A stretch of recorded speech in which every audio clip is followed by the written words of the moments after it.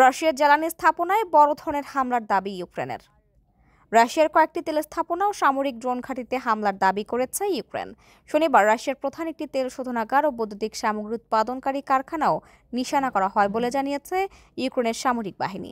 টেলিগ্রামে দেওয়া এক বিবৃতিতে ইউক্রেনের সামরিক বাহিনীর বিশেষ শাখা ইউএসএফ বলেছে, মস্কো থেকে প্রায় 180 কিলোমিটার বা 110 মাইল দক্ষিণ পূর্বাঞ্চলের রিয়াজানে অবস্থিত তেল শোধনাগারে হামলা চালিয়েছে ইউক্রেনীয় বাহিনী। এই হামলায় রুশ তেল শোধনাগারে আগুন ধরে গেছে। বিবৃতিতে বলা হয়েছে, ইউক্রেনের উত্তর পূর্ব সীমান্ত ঘেঁষা রাশিয়ার ভোরোনেজ অঞ্চলের আনানেফতে প্রদুক তেল সংরক্ষণ স্থাপনাতেও হামলা করা হয়েছে। তবে কিভাবে এসব স্থাপনায় হামলা চালানো হয়েছে সে বিষয়ে সুনির্দিষ্ট করে তথ্য জানায়নি ইউক্রেন।